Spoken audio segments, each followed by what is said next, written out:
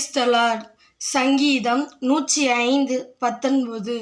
கர்த்தர் சொன்ன வார்த்தை நிறைவேறும் அளவும் அவருடைய வசனம் அவனை புடமிட்டது. யாரை புடமிட்டுச்சுன்னா யோசேப்பை புடமிட்டுச்சான்.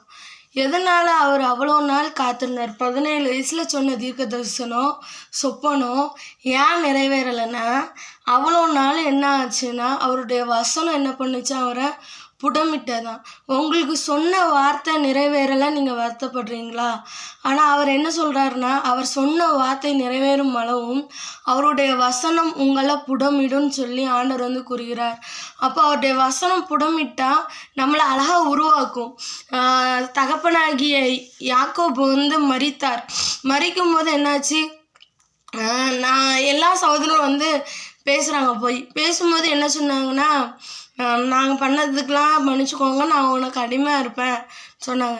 ஆனால் அவர் என்ன சொன்னார், நீங்கள் கவலைப்படாதீங்க, நான் தேவனா, நான் உங்களையும் உங்கள் பிள்ளைகளையும் நான் என்ன பண்ணுவேன், பராமரிப்பேன்னு சொல்கிறாரு. அப்போது அவ்வளோ தூரம் மாற்றோன்னா அவருடைய வசனம் என்ன பண்ணுச்சு, யோசேப்பை புடமிட்டுச்சு. நீங்கள் மாறணும்னு சொல்லி அவர் சொன்ன வார்த்தையெல்லாம் நிறைவேறும். அது வரைக்கும் உங்களை என்ன பண்ணணும்னா அந்த வசனங்கள் உங்களை புடமிடும்னு சொல்லி ஆண்டவர் கூறுகிறார். அப்போ அவர் புடமிட்டாருன்னா அழகாக நடத்துவார். நம்மளே இருந்தாலும் கோபக்காரியாக இருந்தாலும் சாந்தமாய் மாற்ற மஞ்சி ஏசாவை மாற்றின கோபத்தை யாக்கோபு பல வருஷங்கள் பிரிஞ்சிருந்தாங்க. ஏசாவை மாற்றினது என்னது, கர்த்தருடைய வார்த்தை. அப்போ எல்லாரையும் மாற்றோன்னா என்ன வேணும், கர்த்தருடைய வார்த்தை நம்மளை புடமிடப்படணும். புடமிடும்போது நம்ம பொன்னாக விளங்குவோன்னு சொல்லி ஒரு வசனம் கூறுகிறது. எனவே நம்ம பொன்னாக விளங்கணும்னா அவருடைய வசனம் வார்த்தை நம்மளை புடமிடப்படணும்னு சொல்லி ஆண்டவர் இன்னைக்கு விரும்புகிறார்.